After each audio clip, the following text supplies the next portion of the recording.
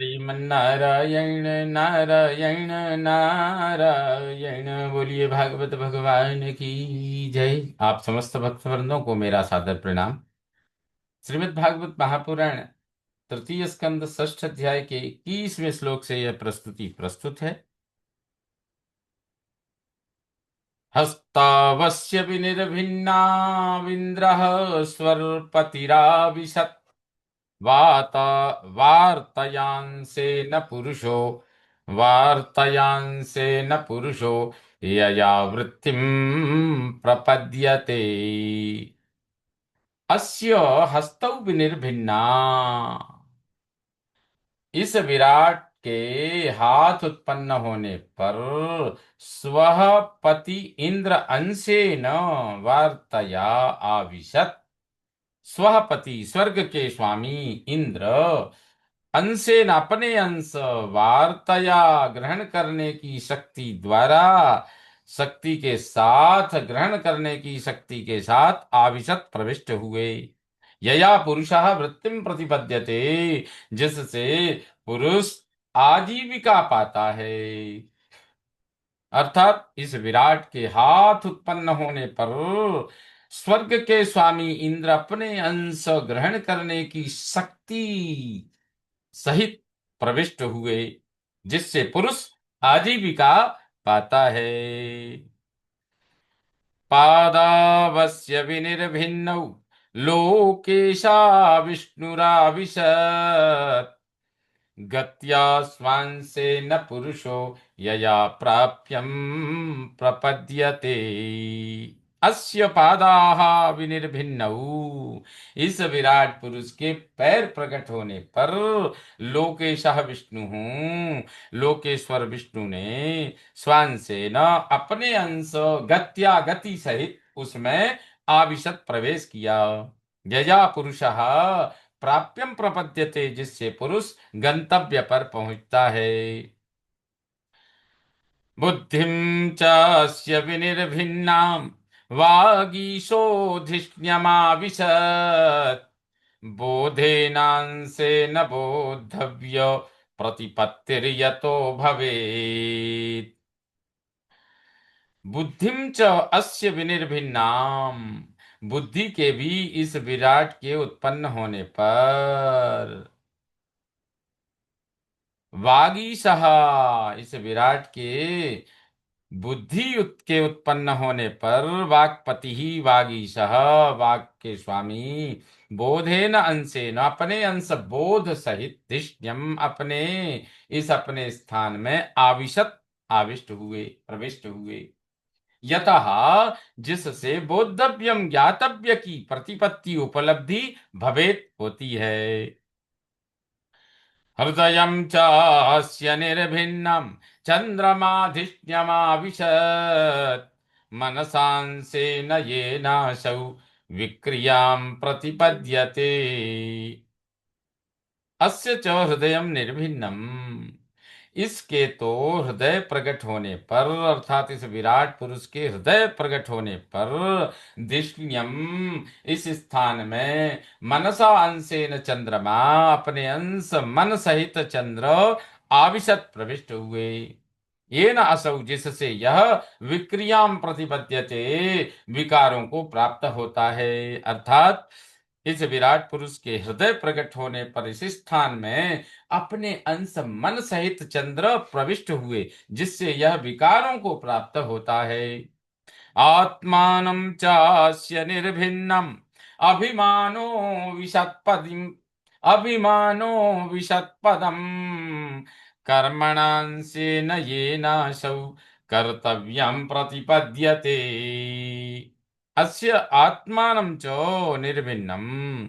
इसके अहंकार के भी उत्पन्न होने पर अंशेन कर्मणा अपने अंश कर्म के साथ पदम इस स्थान में अभिमान अभिमान से आविशत प्रवेश किया। ये न असौ कर्तव्यम प्रतिपद्यते, जिससे यह कर्तव्य को प्राप्त होता है। सत्वं चास्य विनिर्भिन्नं महान् धिष्ण्यमुपाविशत् चित्तेनांशेन येनाशौ विज्ञानं प्रतिपद्यते। अस्य सत्वं च विनिर्भिन्नम, इसके अंतःकरण भी विनिर्भिन्नम उत्पन्न हुआ। धिष्ण्यम चित्तेन अंशेन, धिष्ण्यम इस स्थान में, चित्तेन चित्त रूपी, अंशेन अंश सहित, महान उपाविशत महत तत्व अर्थात ब्रह्मा प्रविष्ट हुआ। ये नासौ विज्ञानम प्रतिपद्यते, जिससे यह विशेष विशेष ज्ञान यानी स्मृति प्रतिपद्यते पाता है। अर्थात इसके अंतःकरण भी उत्पन्न हुआ, इस विराट पुरुष के अंतःकरण भी उत्पन्न हुआ। इस स्थान में चित्त रूपी अंश सहित महत्त्व यानी ब्रह्मा प्रविष्ट हुआ, जिससे यह विशेष विशेष ज्ञान स्मृति पाता है।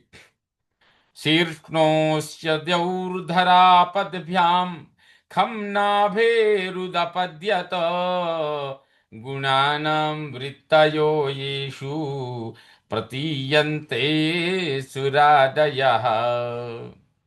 अस्य, इस विराट पुरुष के, शीर्षणः सिर से, द्यौ स्वर्ग, पदभ्याम इसके सिर से स्वर्ग, शीर्षणः द्यौः सिर से स्वर्ग, और पदभ्याम धरा पैर से पृथ्वी, नाभेः खम नाभि से आकाश, उदपद्यत उत्पन्न हुआ। येषु जिनमें, गुणानां वृत्तयः गुणों की वृत्ति वाले, सुरादयः देवतादि, प्रतीयन्ते देवतादि देखे जाते हैं। अर्थात इस विराट पुरुष के सिर से स्वर्ग, पैर से पृथ्वी, नाभि से आकाश उत्पन्न हुआ, जिनसे गुणों की वृत्ति वाले देवतादि देखे जाते हैं। आत्यंतिकेन सत्वेन दिवं देवा प्रपेदिरे, धराम रजस्वभावेन पणयो ये च ताननु। सत्वेन आत्यंतिकेन देवाः, सत्वगुण की प्रधानता से देवता, दिवम रजस्वभावेन स्वर्ग में रजोगुणी स्वभाव के कारण, पण यह व्यापारी कर्मशील मनुष्य, च ये तथा जो, तान अनु धराम प्रपेदिरे तथा उनके पीछे रहने वाले जो पशु पक्षी आदि, धराम पृथ्वी पर प्रपेदिरे रहते हैं। अर्थात सत्वगुण की प्रधानता से देवता, स्वर्ग में रजोगुणी स्वभाव के कारण व्यापारी कर्मशील मनुष्य, तथा जो उनके पीछे रहने वाले पशु पक्षी आदि पृथ्वी पर रहते हैं। तार्तीयेन स्वभावेन भगवन्नाभिमाश्रिता, उभयोरन्तरं व्योम ये रुद्र पार्षदांगणाः। ये रुद्र पार्षदाः, जो रुद्र के पार्षद गणा, उनके गण भूत प्रेत आदि हैं, तार्तीयेन तीसरे तमोगुणी, स्वभावेन स्वभाव के कारण, भगवत नाभिम भगवान की नाभि का आश्रिताः आश्रय लेकर, उभयो दोनों स्वर्ग और पृथ्वी के अंतर बीच में, व्योम आकाश में रहते हैं। अर्थात जो रुद्र के पार्षद उनके गण भूत प्रेत आदि हैं, तीसरे तमोगुणी स्वभाव के कारण भगवान की नाभि का आश्रय लेकर दोनों स्वर्ग और पृथ्वी के बीच में व्योम यानी आकाश में रहते हैं। श्रीमन्नारायण नारायण नारायण, बोलिए भागवत भगवान की जय। इस प्रकार श्रीमद् भागवत महापुराण तृतीय स्कंद के छठे अध्याय का यह 30वां श्लोक संपन्न हुआ। बोलिए भागवत भगवान की जय।